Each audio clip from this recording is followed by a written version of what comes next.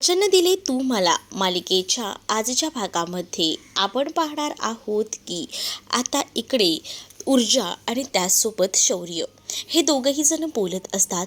त्याच वेळेला शौर्य हा ऊर्जाला म्हणत असतो की तू टेन्शन घेऊ नकोस, मी बरोबर साक्ष देणार आहे. पण त्याच वेळेला ऊर्जा त्याची मजा घेत त्याला म्हणत असते की कसली तू साक्ष देतोयस रे, मला ना तुझ्या सगळ्या गोष्टी कळतायत बघ. म्हणजे ना तुला मुळात आहे ना, मला एक गोष्ट सांग, तुला जेव्हा पोलीस स्टेशनमध्ये नाव विचारलं तेव्हा सुद्धा ततपप झालं. मग जेव्हा तुला कोर्टामध्ये साक्ष द्यायची असेल तेव्हा तुझं तोंड कसं उघडणार आहे रे, मला ना खरंच कळत नाही. जेव्हा तर तुला सांगायला सांगितलं ना तर तू काहीच बोलणार नाही आहेस बघ, तेव्हा मलाच वेड्यात काढशील असं काहीसं होणार आहे. म्हणून ना मला टेन्शन आलं आहे बघ तुझ्या ह्या वागण्याचं. तू काय करतोयस हे तुला तरी कळतंय का, असं देखील आता इकडे ऊर्जा जी आहे ती शौर्याला बोलत असते. शौर्य ऊर्जाला म्हणतो की नाही, कोर्टामध्ये ना कसं काय बोलायचं हे बरोबर मला कळतं. आणि त्याच वेळेला जे काही वकिली धडे असतात ते मात्र आता शौर्य हा ऊर्जाला देत असतो. त्यावर आता या सगळ्या गोष्टी जेव्हा ऊर्जाला तो सांगतो तेव्हा मात्र आता ऊर्जा म्हणत असते की मला ना एक गोष्ट कळत नाही, जेव्हा काही बोलायला सांगतो तेव्हा बोलत नाही आणि वकिली धडे मात्र तुझ्याकडनं बरोबर ते जमतात. असं आता ऊर्जा त्याला बोलत असते. ऊर्जा जेव्हा बोलत असते तेव्हा मात्र आता शौर्य तिच्याकडे पाहून हसतो. दुसरीकडे मात्र आता पाहायला मिळतं शैलीजा त्यासोबत प्रभाकर विजया बसलेल्या असतात आणि आजी या तिघांशी बोलत असतात. आजींना आता हर्षवर्धनचे सगळे कांड कळलेले असतात. म्हणजेच हर्षवर्धनने पद्माला कसं घरात डांबून ठेवलं होतं आणि पद्माला कुठेही जायचं नाही असं सांगितलं होतं. आणि त्याचसोबत या सगळ्या गोष्टी या जेव्हा कळून चुकलेल्या असतात ना तेव्हा मात्र आता खूप मोठा धक्काच ना इकडे मात्र आजीला बसलेला असतो. जी म्हणत असते की या सगळ्या गोष्टी एवढ्या झाल्या आणि या सगळ्याबद्दल मला काहीच माहीत नाही आणि कोणी मला सांगितलंही नाही, कसं काय? आणि तुमच्या लोकांची हिंमत तरी कशी होते रे मला या सगळ्या गोष्टी न सांगण्याची? आणि हे सगळं कधी झाले आणि त्याने हे कधी केलं? आणि त्या पद्माचं काय, पद्मा कुठे आहे, पद्मा कुठे गेली सांग. मग आता विजयाला नाईलाजास्तव सगळ्या गोष्टी सांगाव्या लागतात. विजया जी आहे ती म्हणत असते की पद्माला खरं तर यांनी घरातच थांबायला सांगितलं होतं, पण या सगळ्या गोष्टी घडल्यानंतर तिला ना अचानक किचनमध्ये काम करत असताना चक्कर आली आणि त्यामुळे शौर्य तिला हॉस्पिटलमध्ये घेऊन गेला आणि त्यानंतर ती तिकडनं बेशुद्ध होऊन पडली होती. म्हणून घेऊन गेला असताना डॉक्टरकडनंही तिने पळ काढला. या सगळ्या गोष्टी जेव्हा आता आजीला समजतात तेव्हा मात्र आता आजी म्हणते की केवढं हे भयानक झाले, तू एक काम कर, तिला फोन लाव. मग आता विजयाला फोन लावायला सांगितला जातो, पण फोनही पद्माचा घरीच असतो. त्यामुळे आता पद्माने फोनही घरीच ठेवलाय, म्हणजेच तिचा फोन काढून घेतला आहे असंही आता सांगितलं जातं. म्हणजे आता एवढ्या घरात गोष्टी घडतायत की तिच्यावर एवढी बळजबरी तिचा फोन काढून घेणं, त्यासोबत तिला या सगळ्यापासून लांब ठेवणं, काय चाललंय काय, म्हणजे तिला घरात ठेवण्यामागे काय उद्दिष्ट काय आहे, मला या सगळ्या गोष्टींना कळायलाच हव्यात. आणि उद्या जाऊन हर्षवर्धन आला तर हर्षवर्धनला काय सांगायचं हे मी सांगते त्या पद्धतीनेच बोलायचं विजया, नाही तर तुझं काही खरं नाही. मग आता विजया म्हणते की काय नेमकं बोलायचं आहे ते तरी सांगा नाही. मग आता विजयाला आजी सांगू लागतात की बघ, आता जेव्हा हर्षवर्धन येईल तेव्हा विचारेल की काय झालं, ती कुठे गेली, तर सांगायचं की ती डॉक्टरकडे गेली होती आणि तिला डॉक्टरकडे न्यायला मीच सांगितलं होतं आणि त्यानंतर ती तिकडनं पळून गेली. या सगळ्याबद्दल सांगत असतानाच लक्षात ठेवायच्या या प्रत्येक गोष्टी असं देखील आजी आता विजयाला सांगू लागतात. विजया घाबरलेली असते. तर दुसरीकडे आता शौर्याची परीक्षा घ्यायचं काम इकडे मात्र आता ऊर्जाचं सुरू असतं. म्हणजे ऊर्जाला हेच बघायचं असतं की शौर्य कशा पद्धतीने रिॲक्ट होतोय.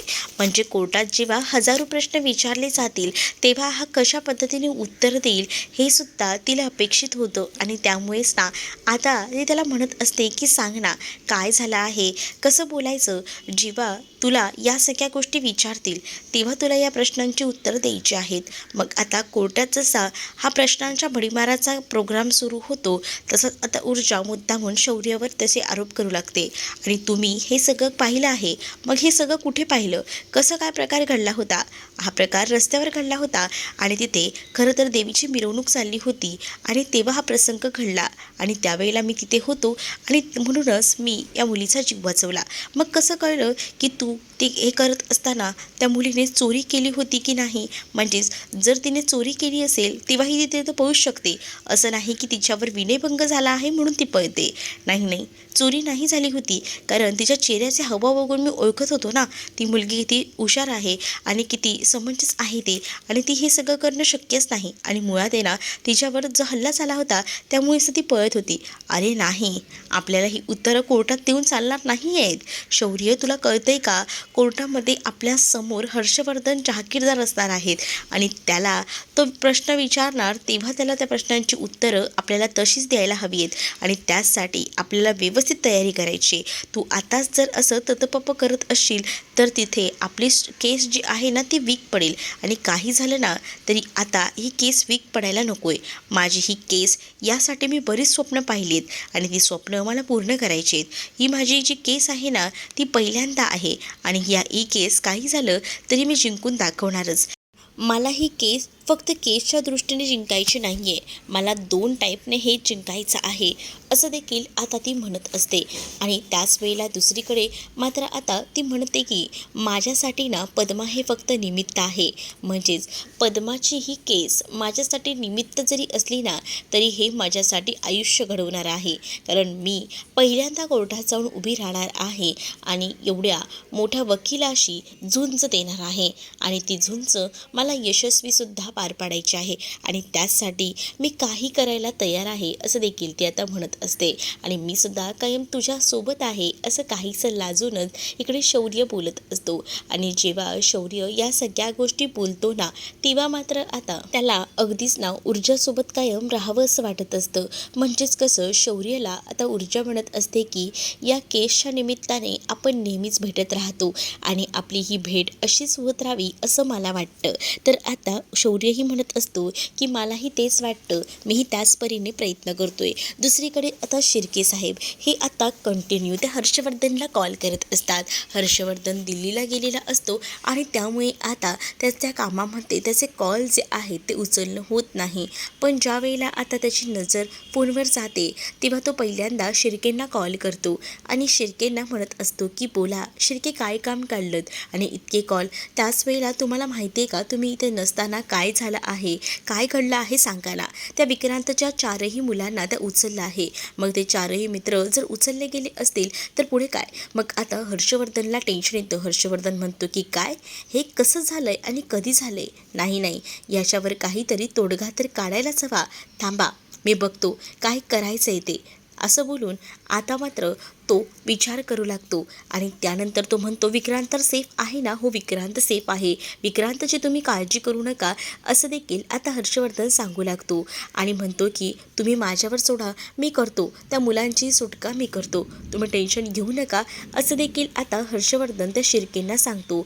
पण खरं टेन्शन तर आता हर्षवर्धनला आलेलं असतं, कारण हर्षवर्धनला माहिती आहे, कारण हा जो शिर्के आहे तो किती पोचलेला माणूस आहे ते. आणि त्यामुळे शिर्के म्हणतो की बघा, तुमच्याने होत असेल तर मला सांगा, कारण या सगळ्यामध्ये ना माझ्या मुलाचे उगाच ना नाव खराब होतात आणि त्याच्यावर केस वगैरे लागलेली चालणार नाही, कारण आमचा पुढचा वारीस तोच आहे आणि सगळं पुढे तोच सांभाळणार आहे. आणि त्यामुळे ना मला हे सगळं प्रकरण ना इथे संपवायचं आहे.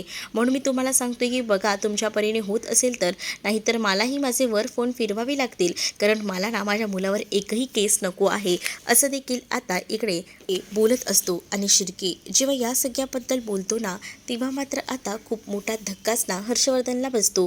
पण हर्षवर्धन आता सांगू लागतो की नाही नाही, मी माझ्या परीने करतोय, तुम्ही नका ह्या सगळ्यामध्ये लक्ष देऊ, मी बरेच प्रयत्न करतोय, पण टेन्शन घेऊ नका, मी करतो मॅनेज, असंही आता म्हटलं जातं. हर्षवर्धन कसंबसं आता बोलून फोन ठेवतो. हर्षवर्धनने फोन ठेवल्यानंतर हर्षवर्धनच्या डोक्यामध्ये सतत तेच विचार फिरत असतात की काही झालं तरी त्या मुलांना सोडवायला हवं, नाहीतर विक्रांतही या सगळ्यात अडकेल आणि मग आपली ही सोयरीकही तुटेल, असा विचार ना त्याच्या डोक्यामध्ये आता येत असतो. आणि म्हणूनच ना तो आता शिर्केंना सांगितल्याप्रमाणे सगळ्या गोष्टी वर्क करायचा प्रयत्न करतो. पण इथे ही अर्पितासुद्धा तर आता प्रेमात असते, तीसुद्धा या शौर्याच्या. पण शौर्य मात्र आता भलतीकडेच प्रेमात अडकलेला असतो, तो ऊर्जाच्या. तर इकडे आता पोलीस स्टेशनमधला सीन दाखवण्यात येतो, ज्यामध्ये आता हे जे 4ही मित्र असतात विक्रांतचे त्यांना आता दुसरीकडे शिफ्ट करण्यात येतं. पण त्याआधी ह्यांच्याकडे जे असणारे मोबाईल आहेत त्याचसोबत पैसे आहेत ते सगळे काही काढून घ्या असं देखील म्हटलं जातं.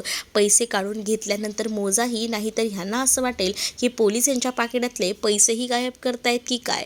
म्हणूनच आता सांगतोय तेवढ्या गोष्टी मॅनेज करा परफेक्टली असंही म्हटलं जातं. काय रे बडबड बडबड ऐकून घेणार नाही. मग आता त्याच्यातला एक मित्र जो आहे तो मात्र म्हणत असतो की जरा काही सेटलमेंट होते का बघूया ना, आपल्याला अशी गोष्ट चालेल, आम्हाला सोडा असं देखील आता तो म्हणत असतो. काय रे, सेटलमेंटच्या वार्ता माझ्यासोबत लक्षात ठेव. आता बोललायस ना, पुन्हा बोलायचं नाही आहे. मी पैसे घेणारा वाटतो का रे तुला?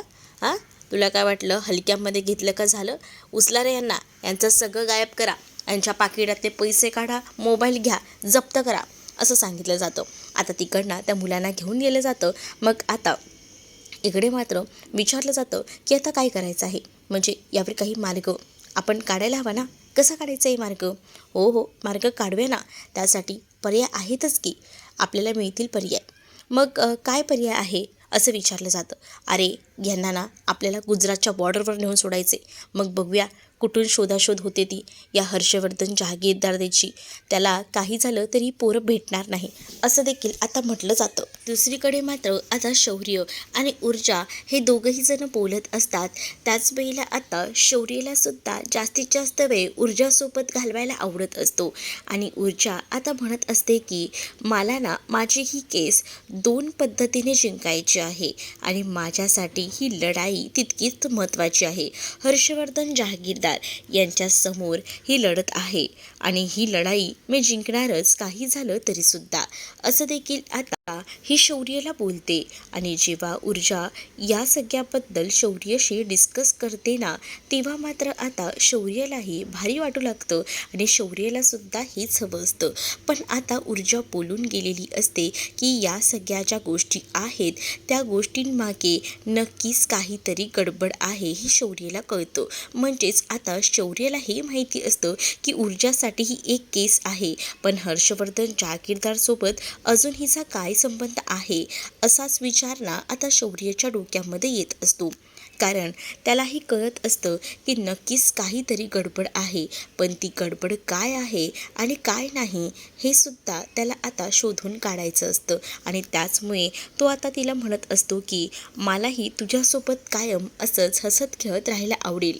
मग आता ऊर्जाही म्हणते की हो चालेल ना, मग आपण दोघंही जण नेहमीच सोबत असूच की, आणि टेन्शन घेऊ नकोस. मला जर काही वाटलं तर मी नेहमीच तुझ्यासोबत असेल आणि तुलाही कधी गरज लागली तर मला सांग, मीही तुझ्यासोबत असेल असं देखील आता म्हटलं जातं.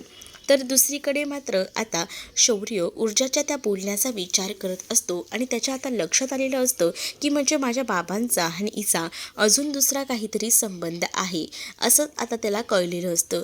कारण आतापर्यंत त्याला असं वाटत असतं की फक्त केससाठी यांची फक्त विरोधी पक्षामध्ये ही तडजोड सुरू आहे. पण आता जेव्हा या गोष्टी पर्सनलीही जर असतील तर नक्कीच काहीतरी गडबड आहे. तर या सगळ्या गोष्टी आपल्याला शोधून काढायला हव्यात. कारण जर उद्या जाऊन जर हिला कळलं की मी हिच्यासोबत आहे, म्हणजेच हिला कळलं की मी हर्षवर्धन जहागीरदारचा मुलगा आहे, तर नक्कीच ही माझ्यासोबत कोणतेही संबंध ठेवणार नाही. पण हिच्या मनात नेमकं काय चाललंय ना हे तर ओळखायलाच हवं असाही विचार तो करतो. दुसरीकडे मात्र आता आजीने बऱ्याच गोष्टी समजावून सांगितलेल्या असतात आणि त्यापैकीच ती आता म्हणत असते की बघ, मी जेवढं बोलली विजया तेवढंच तू हर्षवर्धनला सांगायचं आणि तेवढंच बोललीस ना तर हे तुझ्यासाठी बेटर राहील. पण आता विजया म्हणते की नाही, जर मी त्यांच्याशी खोटं बोलले तर त्यांना ते लगेचही कळतं. मग आता तुझं तू ठरव, तुला कोणासोबत काय मॅनेज करायचं आहे, कसं बोलायचं आहे ते. कारण तू कधी तुझ्या सुनेची नाही झालीस तर काय होणार आहेस नवऱ्याची सुद्धा असं देखील आता म्हटलं जातं. त्यावर आता इकडे असणाऱ्या दिव्याला लय भारी वाटतं की आजी तरी निदान आपल्या बाजूने आहेत त्या. पण आजीने स्ट्रिक्ट वॉर्निंग दिलेली असते की तुम्ही असं सगळं सांगा, कारण मला माहिती आहे ना तो काही माझ्याकडे बोलायला माझ्याशी भांडायला येणार नाही आहे. त्यामुळे तू हेच सांगायचं जे मी सांगितलं आहे, असं देखील आता आजी विजयाला बोलतात.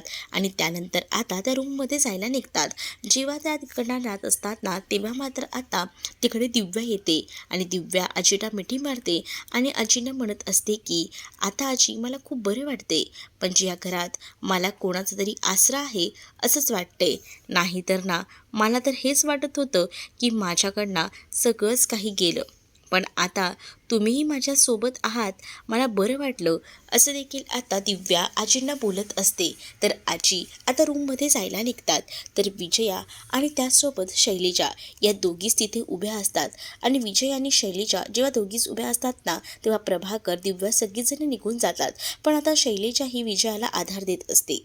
शैलेजा विजयाला म्हणते की चल, आता तू या सगळ्या संकटातून तर वाचलीस, म्हणजे आता काही होणार नाही. पण आता विजया म्हणते की या सगळ्या गोष्टी मी ह्यांच्यापासून किती दिवस लपवून ठेवू, कारण मला वाटत नाही की या जास्त दिवस माझ्याकडनं लपून राहतील. दुसरीकडे शौर्य आणि ऊर्जा हे दोघंही जण बोलत असतात. तर शौर्यने ऊर्जाला तिच्या चाळीपर्यंत ड्रॉप केलेलं असतं, म्हणून ऊर्जा शौर्याचे आभार मानत असते. आजकाल कोणी कोणाला इतकं सोडायलाही येत नाही, पण आज तू मला इथपर्यंत सोडायला आलायस ना, मला खरंच बरं वाटलं आणि थँक्यू हां, असं देखील आता ती त्याला बोलत असते. आणि त्यावर एवढ्याशा गोष्टीसाठी थँक्यू कशाला, मीही तुझा मित्र आहे, मग तुला मी सोडायला तर येणार ना. आणि त्यानंतर आता तिकडनं ऊर्जा जात असते, तेव्हा शौर्य विचार करतो की एकदा तरी मागे वळून बघ, पलट पलट. आणि तेवढ्यातच नेमकी ना आता ऊर्जा मागे वळते. आणि ऊर्जा जेव्हा मागे वळून पाहते तेव्हा शौर्य तिच्याकडेच बघत असतो. आणि त्यामुळेच ना आता ऊर्जाच्या लक्षात येतं की शौर्य अजूनही तिथेच उभा आहे. म्हणून ऊर्जा पुन्हा शौर्याकडे जाते आणि शौर्याला म्हणते की हे काय, तू गेलास नाही का, अरे मी तुला म्हटलं होतं ना जा. त्यावर ऊर्जाला शौर्य म्हणतो की अगं मला असं वाटतं की तू पूर्ण आतमध्ये घरापर्यंत जाईपर्यंत मी ते थांबावं, कारण का ना कसंही काही होतं बघ ना आजकाल, त्यामुळे मला ना भीती वाटते, म्हणूनच मी तुला म्हणतोय जा, मी आहे इथे. आणि त्यानंतर मात्र मला इथल्या इथे कोण काय करणार आहे, नको टेन्शन घेऊस तू माझं, मी आहे ना, असं देखील आता ऊर्जा ही शौर्याला म्हणू लागते. आणि त्यानंतर मात्र आता ऊर्जा आणि शौर्याचं बोलणं सुरू असतं. आणि तेव्हाच ना शौर्य ऊर्जाला प्रेमाबद्दल विचारतो. तर ऊर्जा शौर्याला म्हणते प्रेमाबद्दल आणि मला म्हणतोयस तू, नाही रे, प्रेम काय असतं ना हे मला कळणं शक्यच नाही, कारण तुला सांगू का, मी बघ माझी ही चप्पल पिन लावून वापरते कित्येक दिवस, आणि माझ्याच्याने प्रेम होणारच नाही, शक्यच नाही, असं ती म्हणते. त्याबरोबर शौर्य आता तिच्याकडे पाहू लागतो, कारण शौर्य तर आता या ऊर्जाच्या प्रेमात पडलेला असतो. आणि त्याला हेही भीती वाटत असते की जेव्हा हिला कळेल की मी तर त्याचा मुलगा आहे तेव्हा काय होईल, याची ही मनामध्ये तिच्या भीती असते. तर तुम्हाला हा भाग कसा वाटलाय हे कमेंटमध्ये मला नक्कीच सांगा. आणि अशाच नवनवीन भागांसाठी आपल्या चॅनललासुद्धा सबस्क्राईब करायला विसरू नका.